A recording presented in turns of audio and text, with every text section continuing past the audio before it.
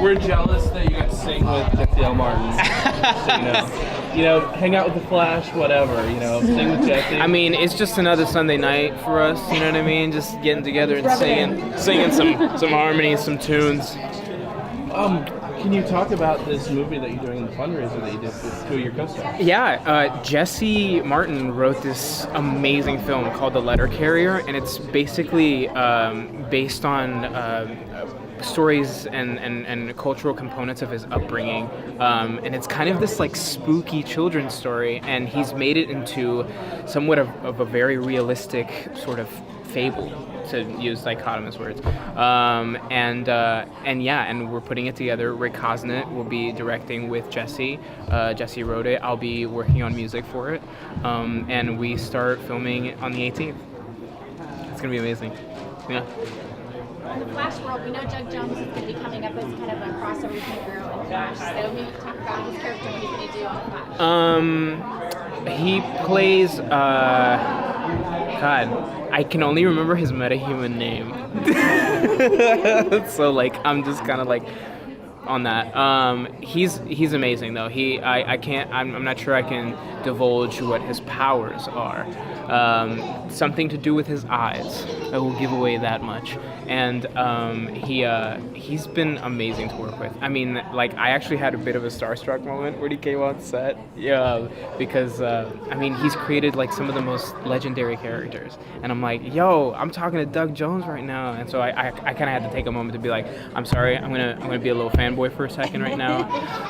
I love your work. And he was like, oh, he was so gracious and so kind. It's so great to work with him. He's super patient and so nice to work with. So hard to keep a straight face with. He's such a rubber man. You can make so many oh yeah. It's actually inspiring. I find that when if we're in the same room or we're doing the same scene together or something like that, I'm inspired by what he brings to his characters. It's very creative. He's very creative.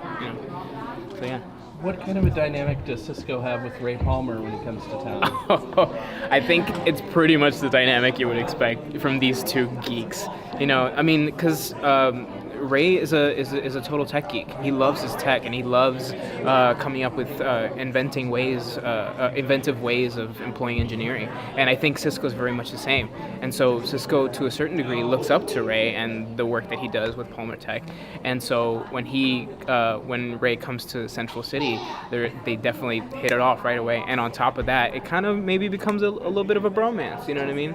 I mean, it won't top, the bromance with Barry, because, Barry's his best friend, and they're BFFs, best friends forever. So that's obviously what that is. Yeah. Which of the female characters on the show has he kind of geeked out the most about? Cisco? Yeah, he likes the ladies too. Oh, Cisco loves the ladies. I think the Black Canary moment, I think fans are really going to enjoy that. I think, as is expected, Cisco goes crazy when he learns the identity of these people and the fact that he gets to work with them and be in cahoots with them. So I think Black Canary is definitely one that he's been most excited about so far. Does he have any good lines for her? Some pickup lines? Well, any line that works. I think that's Cisco's approach generally. Any line that works. I mean, so it didn't go so well with Lisa Snart, but maybe Black Canary will be better. Oh, he dodged a bullet there. So to speak. Yeah, for sure. Before Barry came back and changed time, I was almost off the show when Cisco got killed. I get that a lot from fans. They're like, I almost stopped watching the show because you died. I'm like, I don't want the onus to be on me.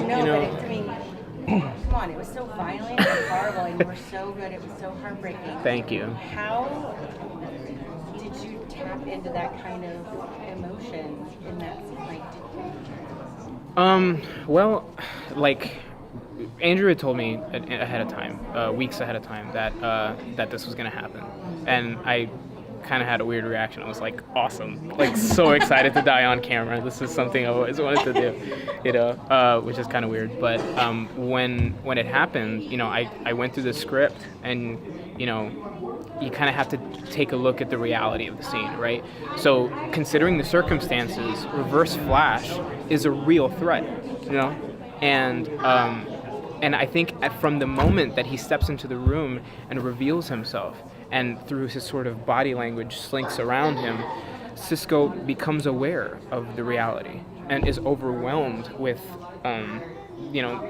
this traumatic experience. And in so doing, I think he breaks down, and he has to come to terms with the fact that not only has he been betrayed by this parental figure in his life, but he's also about to die at the hands of him. His destiny is to die at the hands of his father. And it's incredibly emotionally overwhelming, and it's tough to find that when you've never been in this sort of situation where someone has a gun to your head, so to speak. So I kind of had to just channel the notion of everything I love being taken away from me. Yeah. Thank you. What are we going to see between Cisco and Harrison coming up? Anything that you can talk about? Yeah, well, I thought it was brilliant what they did in terms of the writing for 16, to use some of the elements in that dialogue and completely turn them around in a different context for a different, aim. So you can definitely expect a lot of that father-son relationship to be played with and to be tested. There's definitely going to be a lot of that going on. I mean, a lot of like sneaking around, you know what I mean? Which of the upcoming episodes is your favorite? Ooh, I love 20. I really like 20 for reasons that I can't say. The only thing I'm going to say is we may or may not revisit the timeline that we lost. I'm giving you info here. I'm awesome. That's just no. Well, after doing those traumatic scenes with Tom Cavanaugh, did you kind of like have a weird vibe working around him after that? You're like, dude, you were so creepy. Actually, no, it was the complete opposite. Because right when we got down to it and we started blocking it and rehearsing it and shooting it, he's so generous. Tom, as an actor, is so generous, and he's always makes sure that he's there for you as an actor, and that he gives you as much as he can as that character. So even though there was a very definitive, frightening dynamic between us in the scene, ultimately, when we let that scene drop, when they yell cut, I could always find refuge in him as a coworker, and just be able to talk it out and stuff like that. So in fact, it was the opposite. I felt like I was very secure, Yeah. That father-son relationship between your character and Harrison Wells. Yes. Is that one reason why you think Cisco stayed with him after everybody else left Star Labs? Most definitely. On top of there being, this sort of like love there between the two, and an understanding in terms of their shared passions for engineering and technology, I think that Cisco saw that Harrison gave him a chance. You know what I mean? Gave him a chance to pursue his dreams and his ambitions, and to find a home for an outlet for his passions. And I think, Cisco maybe didn't have too many outlets for that, didn't have too many opportunities for that. So Harrison was able to see his potential and pursue that. Thank you. Yeah, thank you guys.